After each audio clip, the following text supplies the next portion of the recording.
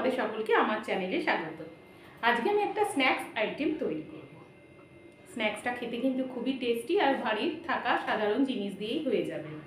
তো সেটা হচ্ছে পটেটো চিজ ললিপপ। খেতে খুবই টেস্টি। তো কিভাবে বানিয়েছি তোমরা দেখে নেবে। আমি এগুলোকে এখন এরকমভাবে গোল গোল করে গড়ে রেখেছি। এগুলোকে এখনো ফ্রাই করিনি। তো চলো এখন এগুলোকে ফ্রাই করা যাক, আর তোমরা দেখে নাও আমি এগুলোকে কিভাবে আমি তৈরি করেছি। তো চলো এখন ফ্রাই করা যাক।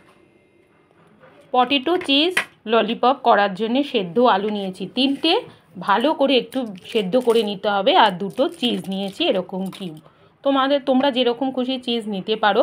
তো আমি প্রথমে আলুটাকে এরকম গ্রেটার দিয়ে ভালো করে গ্রেট করে নেবো, তাহলে কিন্তু একটুও গোটা গোটা থাকবে না। দানা দানা হয়ে থাকলে তো ভালো হবে না বলগুলো যখন আমরা তৈরি করব। বা তোমাদের কাছে ম্যাশার থাকলেও ম্যাশার দিয়েও ভালো করে ম্যাশ করে নিতে পারো। তো আলুগুলোকে সব আমি এভাবে দেখো এরকমভাবে ম্যাশ করে নিয়েছি। এবার এর মধ্যে আমি দেব বড় সাইজের একটা খুব মিহি করে কাটা পেঁয়াজ কুচি। বড় বড় কাটলে কিন্তু হবে না, খুব মিহি করে চপ করতে হবে। আর একটা ক্যাপসিকামের হাফ ক্যাপসিকাম কুচি, আদা রসুন বাটা, একটা কাঁচা লঙ্কা কুচি। তোমরা তোমাদের পছন্দ মতন ঝাল এখানে বেশি অ্যাড করতে পারো। আর একটু চিলি ফ্লেক্স আর ধনে পাতা। এরপরে দেব নুন, স্বাদ অনুযায়ী নুন, কাশ্মীরি লঙ্কার গুঁড়ো 1 চামচ, আর 1 চামচ দেব ধনে গুঁড়ো, আর দেব এখানে 1 চামচ চাট মশলা। তোমরা এখানে অরিগানো অ্যাড করতে পারো। অরিগানো দিলে কিন্তু টেস্টটা খুব ভালো হয়। আমার কাছে ছিল না তাই আমি দিইনি। আর এর উপর দিয়ে চিজটাকে গ্রেট করে দিয়ে দিয়েছি 2টো কিউবকে। আর এরপরে দেব বিস্কিটের গুঁড়ো 2 চামচ, আর দেব 2 চামচ কর্নফ্লাওয়ার। এরপরে খুব ভালো করে মেখে নেব। তোমরা চাট মশলা না থাকলে লেবুর রসও অ্যাড করতে পারো।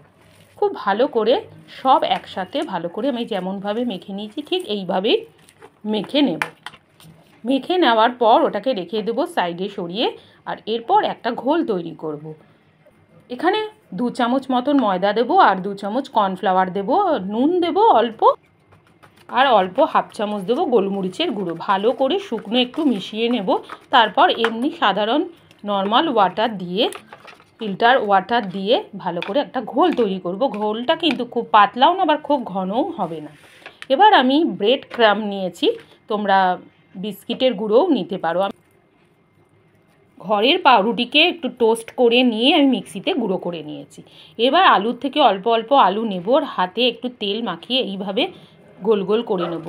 নেওয়ার পর আমরা ব্রেড ক্রাম্বের মধ্যে আগে মিশিয়ে নেব, একটু মাখিয়ে নেব। তারপর হাতে আবার এরকম গোল করে নিলে কী হবে, এক্সট্রা ব্রেড ক্রাম্ব পড়ে যাবে। তারপর আমরা যে গোলটা তৈরি করে রেখেছি তার মধ্যে দেব, দিয়ে আবার আমরা ব্রেড ক্রাম্বের মধ্যে কোট করে নেব। আবার হাত দিয়ে এরকম করে নেব, তাহলে এক্সট্রা ব্রেড ক্রাম্বটা ঝরে যাবে।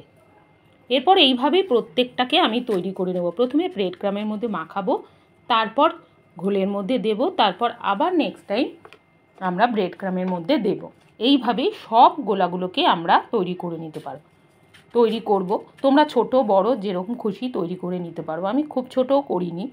তো দেখো আমার সব তৈরি হয়ে গেছে। আমি অনেকগুলোই তৈরি করেছি, এখানে 34-35টা আছে। তো কিছু আমি ভাজবো না, এয়ারটাইট কন্টেনারের মধ্যে করে আমি রেখে দেবো ডিপ ফ্রিজারের মধ্যে অন্তত 1 সপ্তাহ রেখে দিয়ে যখন ইচ্ছা হবে তখন আমরা ভেজে এগুলোকে খেতে পারবো। এবার এগুলোকে আমরা ফ্রিজের মধ্যে 5 থেকে 10 মিনিট রেখে দেবো ভালো করে সেট হওয়ার জন্য।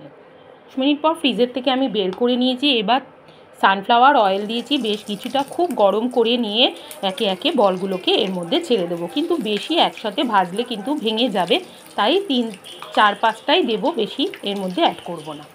ভালো করে একটু লো টু মিডিয়াম ফ্লেমে আমরা এটাকে লাল লাল করে এপিট ওপিট ঘুরিয়ে ভালো করে ভেজে নেব। ফ্রিজে রাখার জন্যে কিন্তু বলগুলো যখন আমরা তেলে দেব তখন ফাটবে না, ভালো করে সেট হয়ে থাকে, তাই জন্যে বলগুলো ফেটে যায় না। এইভাবে দেখো আমি যেভাবে ভেজে নিচ্ছি তোমরাও ঠিক এইভাবেই অল্প অল্প করে দিয়ে সব বলগুলোকে ভেজে নেবে। ভাজার পরে একটা ন্যাপকিনের মধ্যে টিস্যুর ওপরে রেখে দেবে, বাদবাকি তেলটা টিস্যুর মধ্যে টেনে যাবে। আবারও আমি 4 থেকে 5টা বল দিয়ে ভালো করে লালচে করে ভেজে তুলে নেব।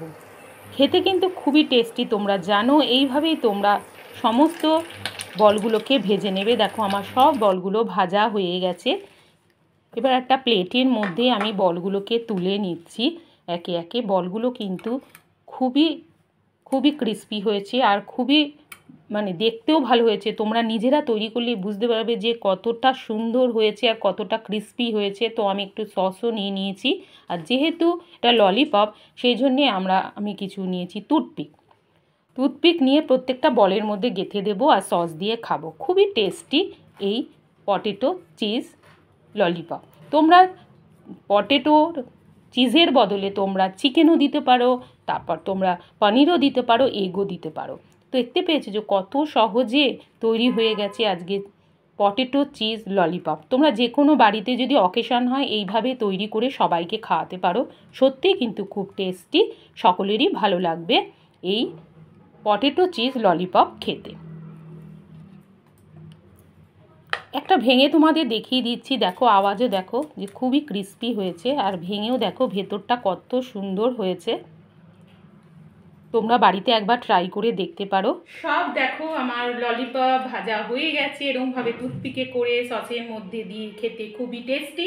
তো আজকের এই রেসিপিটা যদি তোমাদের ভালো লেগে থাকে, পটেটো আর চিজ দিয়ে স্ন্যাক্স যখনই ইচ্ছা করবে বিকেলবেলা স্ন্যাক্স তৈরি করে খেয়ে নিতে পারবে। একবার বাড়িতে তোমরা ট্রাই করে দেখতে পারো, খুবই ইজি।